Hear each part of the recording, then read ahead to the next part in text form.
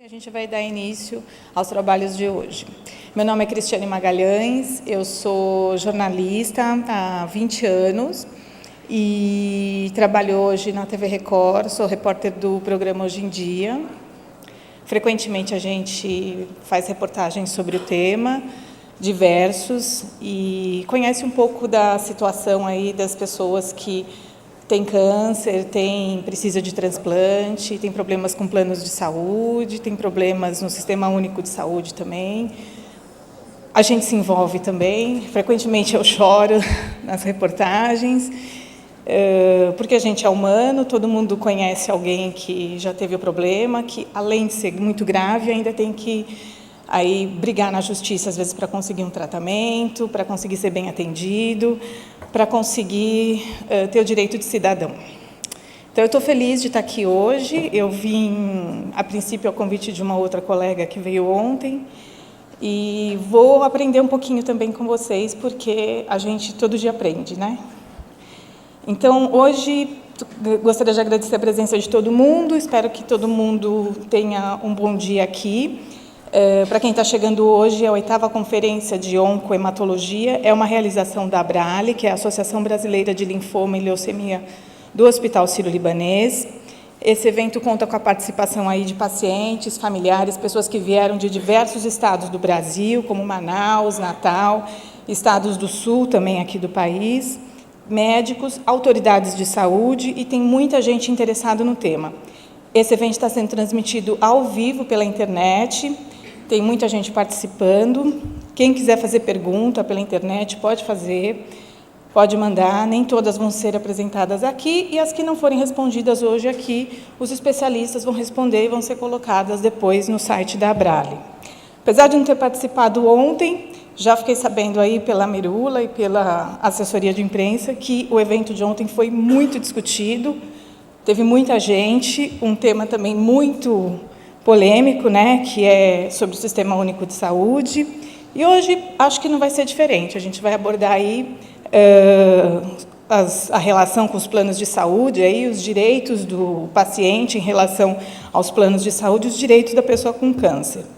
E no sábado a gente vai ter uma palestra também muito boa sobre o transplante de medula óssea, que é um tema bastante sensível, que hoje as pessoas precisam muito e tem muitas dúvidas. Recentemente até eu fiz uma reportagem sobre isso.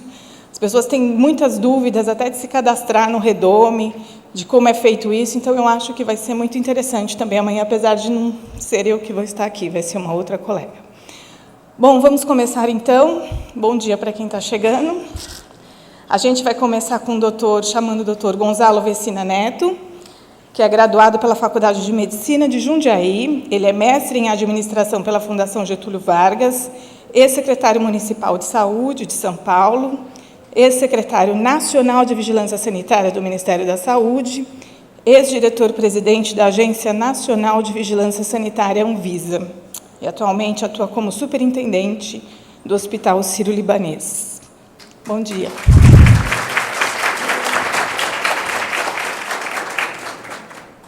A gente está esperando o doutor Jorge Luiz da Cunha Carvalho, que ainda não chegou, mas a gente vai começar sem ele, tá? Vou chamar também o doutor Júlio Conforte, advogado, especialista nas áreas médica e de saúde, sócio do escritório Araújo Conforte Johnson Advogados Associados.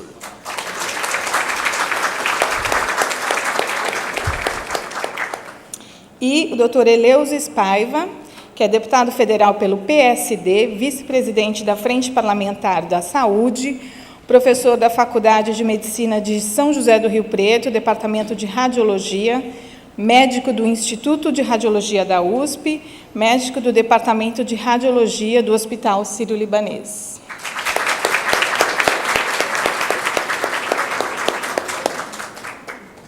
Bom, cada um de vocês vai ter 15 minutos aí para falar sobre o tema.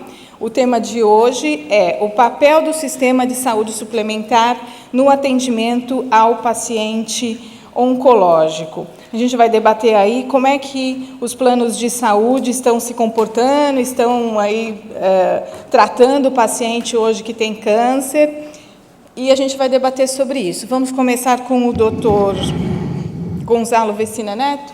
De novo, um prazer estar aqui. Ontem tivemos a oportunidade de estar na abertura com a Merula e com o professor Giovanni Guiducerri, né? O tema de hoje, que é essa questão do papel de saúde suplementar no atendimento ao paciente oncológico, eu acho que a gente tem que enxergar o papel da saúde suplementar sem esquecer do papel do SUS, porque existem cruzamentos entre SUS e saúde suplementar que nós temos que entender como funcionam. Como eu dizia ontem, quando comentava o papel do filme do Cico, SOS Saúde, em que os países como a Inglaterra e a França conseguiram manter seus sistemas de assistência à saúde funcionando, em grande medida graças às definições que a sociedade tomou em relação ao que ela queria como serviço de saúde a ser prestado para a população. Então, nós temos que ter como pano de fundo essa ideia, o que a sociedade quer. E aí nós temos que, dado o que queremos, construir o caminho, ou seja, desenhar o como conseguir o que nós queremos. No caso que nós estamos discutindo hoje, nós estamos querendo assistência farmacêutica. Nós estamos querendo discutir um conceito pouco compreendido por muitas razões de integralidade, que é um dos princípios constitucionais do SUS. O que é integralidade? A integralidade é não participar apenas do espaço da cura, mas participar também do espaço antes da cura, que nós podemos chamar de ações de promoção de saúde, ações de proteção de saúde, de prevenção primária, o espaço da cura, a prevenção secundária, né, ou a recuperação, e o espaço do pós-doença, da reabilitação, da prevenção terciária. Então, não adianta só agir no espaço da cura, nós temos que ter uma visão integral da assistência à saúde.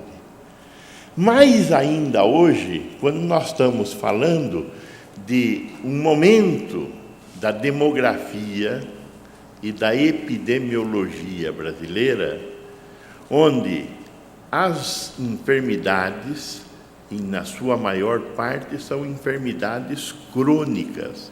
Não são doenças infectocontagiosas, como uma pneumonia, que começa no dia 1 e termina no dia 10. As pneumonias, as doenças infecciosas, elas são tratáveis com antibióticos e o ciclo de tratamento se situa em torno de 10 dias. Nós estamos falando de hipertensão, nós estamos falando de diabetes, nós estamos falando de câncer. São doenças que não têm necessariamente começo, exceto o nascimento, e não têm necessariamente fim, exceto a morte, que é certa. Então, isto implica num novo modelo de atenção à saúde, que não é mais um modelo de atenção à saúde pontual, vertical, é um modelo de atenção à saúde horizontal e integral. Sem integralidade, como é que você faz diagnóstico precoce de câncer? Como é que faz diagnóstico de um câncer que é uma vergonha ter mortes ainda no Brasil, como câncer de colo uterino, sem o Papa Nicolau? Que é um exame barato e fácil de fazer. Não precisa de nenhum cientista para fazer, não é nenhum teste genético. O auxiliar de enfermagem faz a coleta e hoje um computador consegue fazer a leitura da lâmina e dizer se existe ou não existe câncer. E como é que trata? Nos estágios iniciais, 1 e 2, o tratamento é simplíssimo também. Econização. Nos estágios mais avançados, não.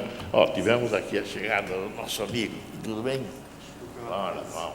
Em São Paulo nós sabemos como funciona. Tudo bem, seja bem-vindo. Mas então, o câncer de colo uterino precisa de ações prévias. Senão nós temos morte por uma doença barata de diagnosticar e barata de tratar, ou seja, indesculpável permitir que existam casos de doença de câncer de colo uterino. Câncer de mama, muito mais complexos, linfomas, as leucemias, muito mais complexas. Agora, isso tudo depende dessa visão da integralidade. E aí, nesse espaço da integralidade, tem ação do poder público, no mesmo espaço que existe a ação do setor privado. Então, quando você fala assistência médica suplementar, não preciso do SUS, tem que ter SUS também, porque tem que ter vigilância sanitária, tem que ter vigilância epidemiológica, tem que ter educação em saúde pública. E agora, a assistência médica suplementar, ela tem que pensar um jeito diferente de ser. E não é pensar um jeito diferente de ser por nenhuma outra razão que não o fato de que o mundo mudou. Nós estamos mais velhos e, porque estamos mais velhos, sofremos de outro tipo de doenças. Então, o que era assistência médica suplementar na década de 70 não serve para assistência médica suplementar em 2010. Por quê? Porque em 1970 nós tínhamos a prevalência das doenças infectocontagiosas e hoje nós temos das doenças crônico-degenerativas. Uma tem atendimento vertical, outra tem atendimento horizontal. Então, há uma concepção de assistência médica que precisa mudar. E precisa mudar no setor privado e precisa mudar também no setor público. E dentro desse conceito de integralidade, tem um pedaço para o qual nós todos temos dado muito pouca atenção. Aliás, tem dois pedaços. Um pedaço é chamado de assistência farmacêutica. Ora, como é que você faz assistência médica sem remédio? Eu acho que o remédio, na melhor das hipóteses, não é por outra razão que isso chama droga, é um mal necessário. Todo remédio faz mal e também faz bem. Não existe remédio que não faça mal. Todo remédio faz mal e também faz bem. Todo remédio tem efeito colateral e tem também o efeito esperado, a sua eficácia. Então, nós temos que tomar os medicamentos sabendo que eles fazem mal e esperando a parte boa do medicamento. Não dá para fazer assistência médica sem assistência farmacêutica. E os medicamentos, boa parte das vezes, tem um custo elevado. Agora, mesmo um medicamento que não tem um custo elevado, mas que eu tenho que tomar o resto da vida, é difícil. 20% da população brasileira é hipertensa. Tem que tomar remédio o resto da vida. Isso tem que ser oferecido para a população. Todos os países desenvolvidos que têm modelos universais de assistência à saúde têm um modelo de assistência farmacêutica. Nós temos começando a ter um modelo de assistência farmacêutica com o programa Aqui Tem Farmácia Popular do governo federal. No Aqui Tem Farmácia Popular, tem medicamento de hipertensão, diabetes e asma, ponto. É um começo, mas é pouco para ser o começo, nós temos que avançar. E, além disso, existe o programa dos medicamentos estratégicos, voltado para enfermidades como a AIDS, como a tuberculose, como algumas patologias mentais, como a esquizofrenia. Tem alguns produtos de alto custo. E os excepcionais estão voltados para câncer, para as doenças metabólicas. que são medicamentos de custo muito elevado. O governo federal deve estar gastando com esse conjunto de programas hoje algo em torno de 5 a 6 bilhões de reais, dos 60 bilhões que coloca na área da saúde em 2011, dados estimados. Na Europa, a assistência farmacêutica consome dos países 15 a 25% do orçamento total da saúde. Nós, do orçamento federal, estamos colocando um pouco menos de 10%. E o problema, esse dinheiro do SUS está atendendo também os planos de saúde, porque os pacientes têm direito universal ao acesso ao medicamento. O que nós estamos discutindo aqui é como fazer para que também os planos de saúde paguem acesso a medicamento. Neste momento, nós estamos discutindo medicamento de alto custo, mas nós devíamos estar discutindo uma assistência farmacêutica mais ampliada. É óbvio que introduzir o medicamento nessa equação implica em rever custos e preços. Nós, brasileiros, eu gosto de insistir no fato de que ontem eu anotei aqui que nós vivemos uma democracia, o governo da maioria eleita, e os eleitores somos nós. Nós aceitamos ter um modelo de assistência à saúde onde tem um setor privado importante que atende 1/4 da população brasileira, que são os planos de saúde. Nós aceitamos. E isto é pago.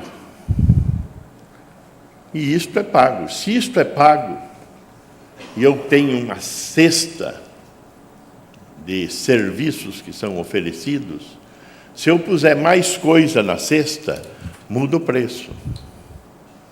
Se eu quiser pôr medicamento aqui, muda o preço. Depois nós vamos ter oportunidade de ouvir o nosso representante da ANS, vai falar dessas coisas. Então, a consequência de colocar o medicamento é mudança de preço. Agora, não tem como não pôr o medicamento. E, principalmente, algumas drogas que agora estão surgindo, que são tratamentos orais que podem ser feitos em casa, não necessitando de hospitalização, que são de alto custo. Lógico que aí tem um conjunto de políticas públicas pelas quais nós todos temos que brigar. Nós temos que brigar para que o governo tenha um diálogo contínuo com a indústria farmacêutica, porque os medicamentos não podem ser apenas seguros e eficazes. Os medicamentos também têm que dar acesso. Medicamento seguro e eficaz ao qual o povo não tem acesso não precisa existir.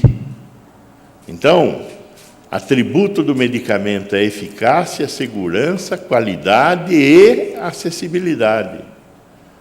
E acessibilidade, em grande medida, é uma política de Estado, revendo o preço, revendo as obrigações do Estado na oferta dos medicamentos. Então, como nós fazemos para garantir acesso a medicamento? Função importante do Estado. Através da capacidade regulatória de preços da Agência Nacional de Vigilância Sanitária, através do Ministério da Saúde, decidindo que tipo de medicamento entra nessa cesta de medicamentos ditos excepcionais, estratégicos, etc., a farmácia popular, através da ANS, dizendo o que é que faz parte daquilo que é obrigatório ser entregue para os pacientes. Então, discutir uma política de assistência farmacêutica é fundamental. Agora, ela acontecerá, a discussão e a oferta, na medida em que nós nos manifestarmos, na medida do que nós nos mobilizemos. E a Abrale tem que estar nesse espaço. O outro pedacinho, eu estou marcando o meu tempo e me faltam 3 minutos. Está aqui, ó. Então, que ela disse que acabou, eu estou guardando, eu sou obediente. Eu vou acabar em 3 minutos.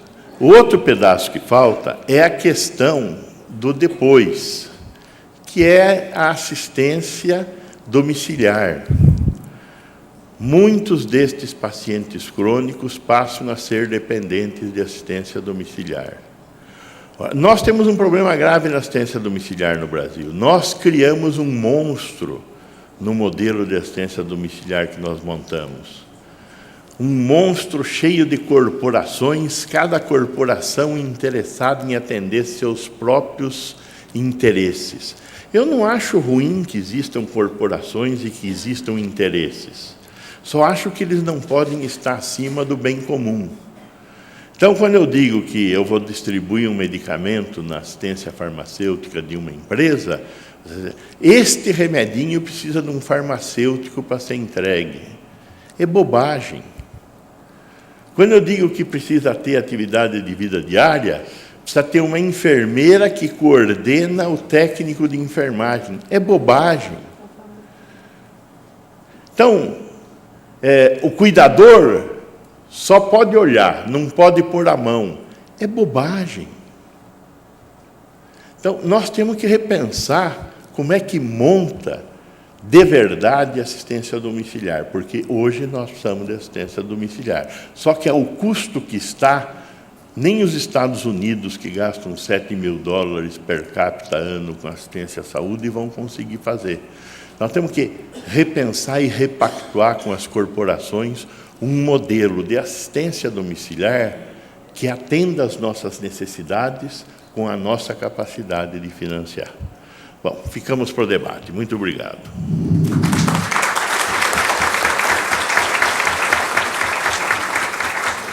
Obrigada, doutor Gonzalo.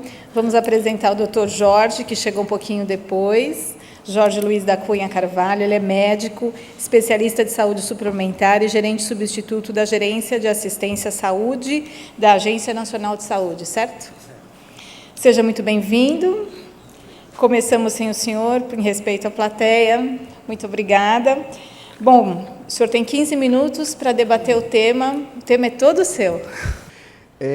Bom, eu vou falar basicamente, focar naturalmente na assistência ao paciente oncohematológico, né, pelos planos de saúde.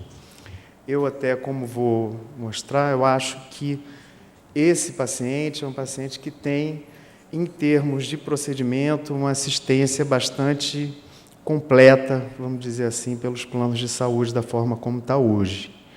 Existe ainda, na verdade, uma lacuna importante, que o Dr. Gonçalo falou, a questão da medicação de uso domiciliar.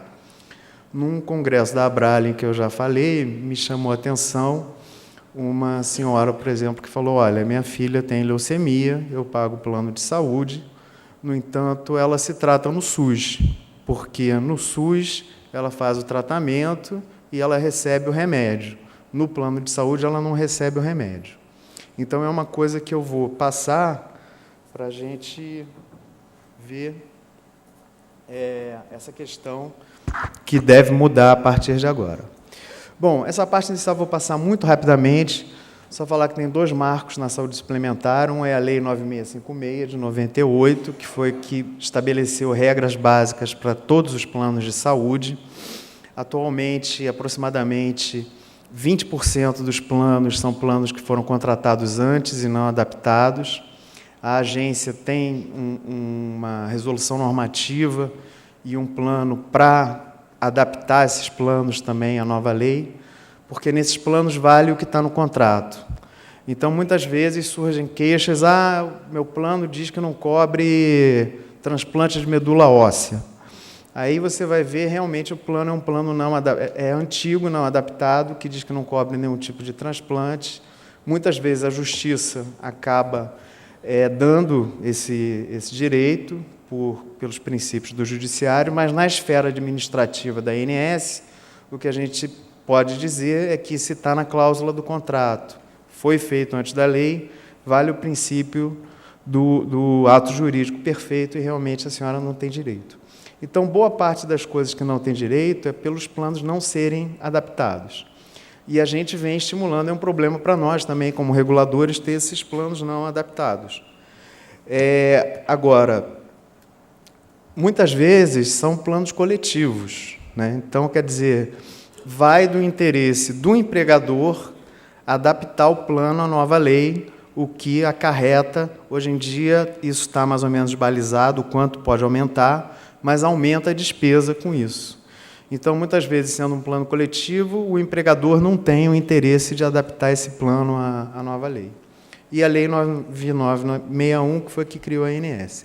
Isso aqui, muito rapidamente, só para mostrar a distribuição dos planos de saúde pelo Brasil e apontar para um problema que a gente tem, naturalmente, porque a gente regula os planos para todo o país, e, naturalmente, que a situação em São Paulo é diferente de Tocantins, e principalmente em relação à questão dos prestadores, né? Tem aquela coisa, que eu não sei se ainda é verdade, mas que dizem que na região da Avenida Paulista você tem mais aparelhos de ressonância magnética do que no resto do Brasil inteiro. Se não é exatamente isso, é mais ou menos por aí. Bom, outra coisa também que às vezes a pessoa acaba não entendendo e não tem... sem saber por que não tem cobertura de determinada coisa, é a segmentação do plano. O legislador, quando fez a lei dos planos de saúde, criou essas segmentações que as pessoas podem optar por ter. Então, eu posso querer, por exemplo, assim, eu quero ter facilidade para poder ter uma consulta médica para um problema que eu tenha, uma mancha na pele, uma depressão, uma coisa assim, porque eu não tenho dinheiro para pagar um plano mais caro.